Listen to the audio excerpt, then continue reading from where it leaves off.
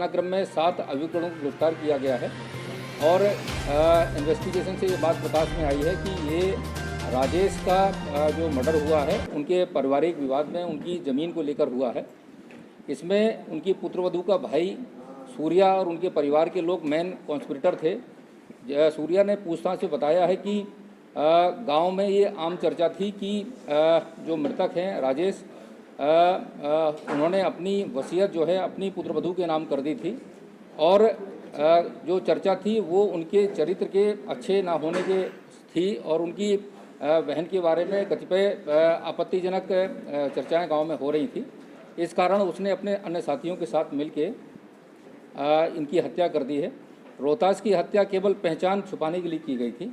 इस घटनाक्रम में 6 लोगों ने अल्टो कार से इनका लगातार पीछा किया और इनके कुछ साथियों ने जब ये लकड़ी बेचने आया था तो वहाँ से लगातार इनको इन्फॉर्मेशन पीछा देते हुए की।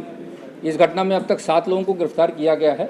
घटना में जो मौके पे 6 लोग थे अल्टो कार में और बाकी लोग जो है सूचना देने वाले थे। इसमें अल्टो कार और जिस गाड़ी से सूचना देने वाले लोग होंडा लेवो थी वो भी बरामद कर ली गई है।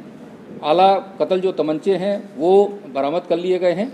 इस घटना के जो करने वाले मुख्य लोग हैं वो उनकी पुत्रवधू का भाई सूर्य प्रताप सिंह उर्फ सूर्या, शंकर और बिलाल हैं। बाकी अन्य साथी उनके सहयोगी रहे हैं। इनमें से 7 लोगों के अलावा जो अन्य लोग हैं उनकी भी गिरफ्तारी के प्रयास हमारे जारी हैं।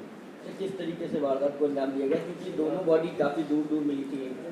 उनका ये बताया है इन्होंने कि जब ये इनको सूचना मिली ये कस्बा बहेड़ी से अपना सामान लकड़ी का बेच के वापस आ रहा है तो इन्होंने अपनी गाड़ी उसके पीछे लगा दी और जब घटनास्थल के पास में पहुंचे तो उसको पीछे से गाड़ी से ठोक दिया, जिसके कारण वो चलती गाड़ी से दोनों गिर पड़े। उसके बाद जो है इन लोगों ने उस पर गोली चलाई। जो दूसरा साथी रोहतास था वो अपनी जान बचाने के लिए गन्ने के खेत में भागा तो उसको भी उन्होंने पीछा करके उसको भी गोली मार दी। सर बताया जा रहा है कि अवैध संबंध और वसीयत की बात निकल के सामने आ रही है। दोनों में से सो मोटिव क्या था कि आखिर किस वजह से हत्या की गई?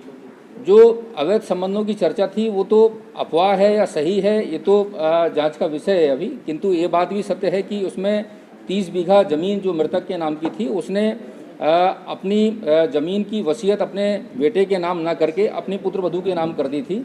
जब घर वालों ने उसको समझाया था तो वो वसीयत अपने लड़के के नाम करने के लिए तैयार हो गया था, जिसको लेके इनको आशंका थी कि ये ज़मीन जो है पुनः अपने लड़के के नाम कर देगा तो हमारे हाथ खाली रह जाएंगे।